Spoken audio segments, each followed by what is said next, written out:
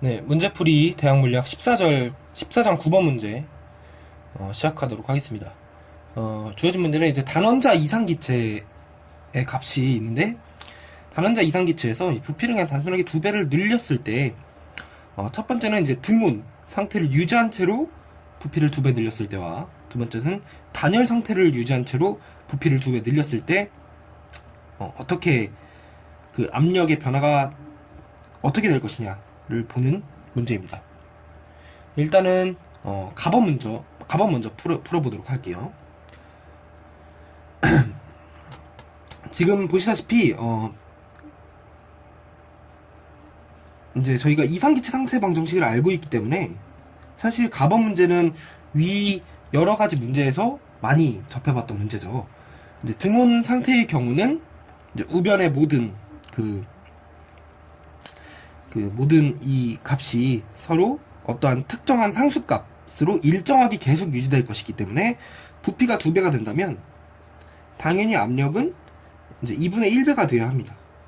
그러므로 따라서 압력은 2분의 1배가 되겠다라는 게 답이고요.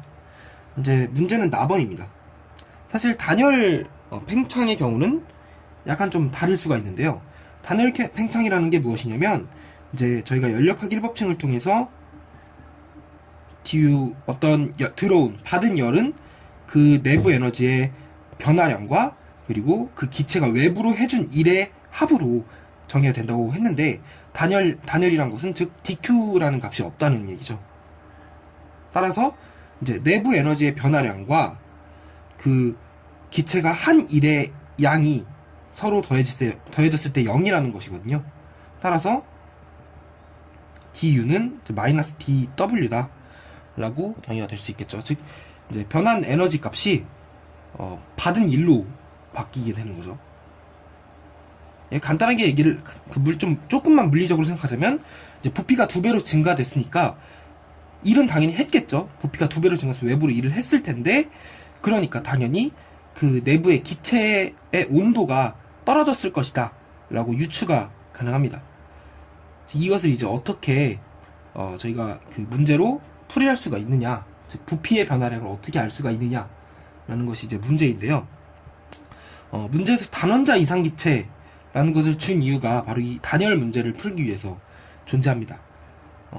우리가 내부 에너지의 변화량을, 보통 내부 에너지 변화량을 du는 2분의 3 nr dt 라고 쓰는데, 이때 이 2분의 3이라는 값이 바로 기체가 단원자 이상기체일 때만 통용되는 어떤 특정한 상수값입니다. 예를 들어서 단원자 이상기체가 아니라 다른 이상기체, 뭐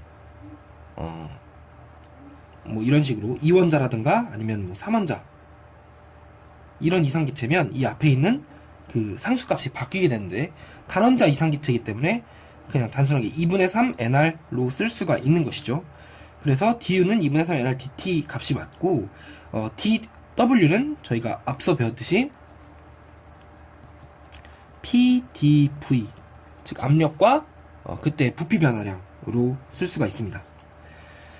네, 이제 이 두 식을 엮어서 문제를 푸는 것이 중요한데요. 이제 p는 v분의 1 곱하기 nr t라는 것을 우리가 그 이상기체 상태 방정식에서 구할 수가 있으니까, 따라서 이 값을 여기다 대입을 해주면 지금 이 모든 값을 이제 정리를 해서 이제 이 위의 값에 적용을 시켜주면 2분의 3 nrt가 마이너스 v분의 1의 nrt의 dv라는 것을 알 수가 있죠. 이제 t 값을 나눠주고 nr 값을 각각 나눠주면, 따라서 nr 값을 나눠주고 t 값을 옮겨주면 2분의 3 곱하기 t분의 1 dt 값이 마이너스 v분의 1 dv 값이라는 것을 알 수가 있습니다. 네.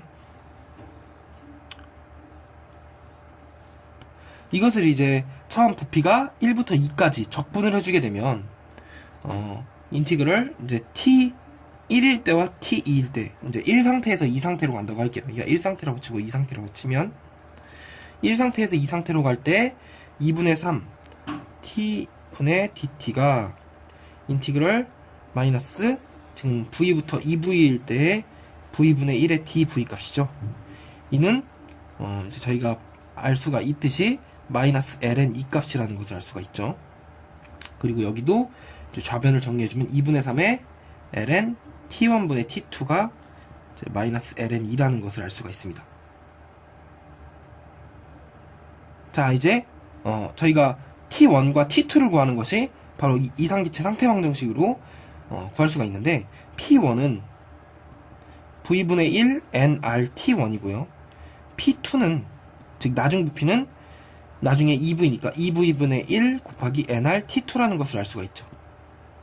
이제 t1분의 t2는 따라서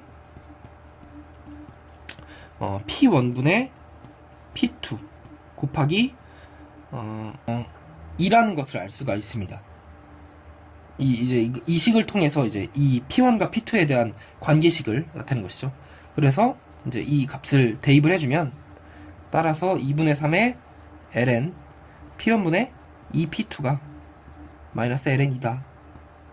그쵸? 이제 나머지는 이 값을 이제 우변으로 옮겨줘서 p1분의 2p2가 ln 값을 뭐 정리를 해주죠. 3분의 2에 ln 2분의 1이니까, 그쵸? 이거 마이너스가 이제 안으로 들어가면 2분의 1 그 역수가 되죠. 그러니까 p1분의 2p2는 2분의 1에 3분의 2승이라는 것을 알 수가 있죠. 저희가 알고 싶은 건 과연 p2가 몇 p1이냐를 알고 싶은 거니까, 따라서 p2는 2분의 1 곱하기 2분의 1에 3분의 2승 곱하기 p1이죠. 그래서 2분의 1에 3분의 총 5승 배가 된다는 것을 알 수가 있습니다. 압력이, 그러니까 p1이 p2에 비해서 이 정도 몇 배, 2분의 1에 3분의 5승 배를 해줘야 한다. 따라서 답은 이제 2분의 1 곱하기 3분의 5승 배다라는 것을 알 수가 있고요. 이건 이제 교과서에, 저희가 천문학 교과서에 정리되어 있는 대로 그 식을 따라가면 이제 PV의 감마가 어떤 컨스탄트한 식이다 라는 것으로도 이제 풀이가 가능하거든요.